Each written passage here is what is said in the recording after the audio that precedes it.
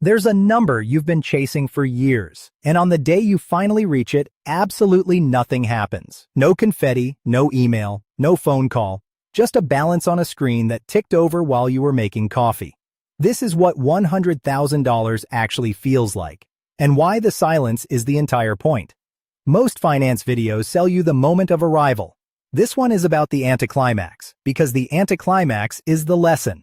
Meet Alex. He's been investing $650 a month for almost 9 years. Today, his account shows 6 figures. He refreshes the page twice, just to be sure. Then he closes the laptop and goes back to work. That's the whole ceremony. There's no one to tell either. Say it out loud and it sounds like bragging. Keep it in and it barely feels real. If you're chasing the same number, you should know now. It will feel exactly like this. Quiet, flat, almost disappointing. But that flatness isn't a problem to fix. It's the most reliable evidence you'll ever get that you've actually changed. First, honesty about what this number is not. It is not retirement. It is not rich. And it is not permission to stop. Not retirement. Under the classic 4% withdrawal guideline, $100,000 supports about $4,000 a year. That's $333 a month. Grocery money. Nobody retires on grocery money. Not rich either. It won't buy the house, and it definitely won't impress anyone at a dinner party. And it is not permission to stop. Stopping here would waste the hardest, slowest work you have ever done. It's also not a reason to celebrate with spending. The classic mistake. Marking $100,000 saved with $5,000 spent. So what is it? A threshold. The point where your money stops being a pile and starts being a machine. Here's the first thing that changes. On an ordinary day when the market moves 1%, your net worth moves $1,000. For scale, the median American full-time worker earns about $1,235 a week before taxes. Sit with that. A routine market day now moves your money by most of what a full week of labor pays. 40 hours of commutes, meetings, and held tongues, matched by your account before you finished breakfast on a day nobody will remember. It cuts both ways, of course. A bad day erases a week of work, on paper. This stage tests your stomach more than your budget. The people who lose here don't lose to the market. They lose to the panic of watching a week's wages vanish before lunch. Now the bigger shift.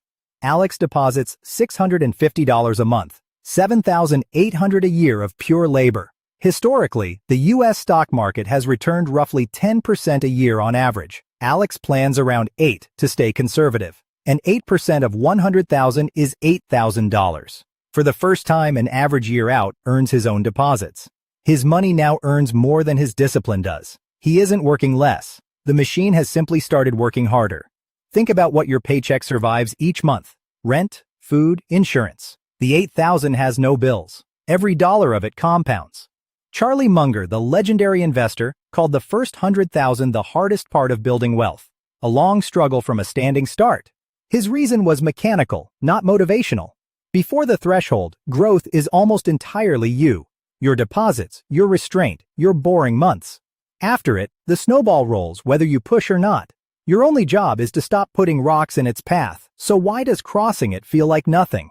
3 reasons, and every single one of them is actually a receipt. Reason 1. The number arrived gradually. You watched every step, 92, 95, 98. There was no jump left to feel. Reason 2. Your life didn't change. Same apartment, same commute, same grocery list. The money is invisible because you built it to be. Reason 3. You already became the person who gets here years ago. Today is just the paperwork catching up with your identity. And a quieter truth. The market doesn't know you crossed anything. No threshold exists out there. The line was always only in you. If you expected fireworks, you were picturing a finish line. But this was never a finish line. It's a flywheel finally spinning. Don't take the feeling's word for it. Take the maths. Here is Alex's actual timeline, and where it goes next. His first $100,000 took almost 9 years. His second will take about 5. His third, under 4. Nothing about Alex changed between those bars. The only difference is that every earlier dollar is now pushing alongside him. And the second $100,000 demands nothing new from him. No new habits, no new sacrifice, no new knowledge. Just the old routine, continued. By $300,000, an average year adds $24,000. More than Alex saved in his entire first 3 years. That's the asymmetry nobody can feel at the start. The first act is nearly all sacrifice. The rest is increasingly mathematics. It's worth remembering what those first 9 years actually cost, though, because the internet loves to skip this part.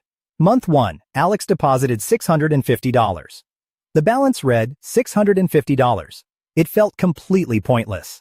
His friends were leasing cars and posting trips. His spreadsheet said stay the course, and staying felt like falling behind. 2 full years in, he had not even $17,000. 2 years of skipped upgrades and quiet weekends for $17,000. Somewhere in the middle, there was a bad year. The balance fell for months while he kept depositing into the drop. Every deposit that year felt like pouring water into sand.